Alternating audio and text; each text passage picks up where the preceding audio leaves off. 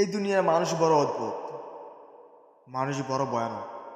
মানুষ কারো ভালো কারো কাছে দেখতে পারে না। আপনার সাথে আপনার পরিবারের সবার সাথে আপনার ভালো সম্পর্ক, আপনার সাথে আপনার ভাইয়ের ভালো সম্পর্ক, আপনার সাথে আপনার বোনের ভালো সম্পর্ক, আপনার সাথে আপনার মার ভালো সম্পর্ক, এটা আপনার পার্শ্ববর্তী লোক কখনো ভালো রাখতে পারে না।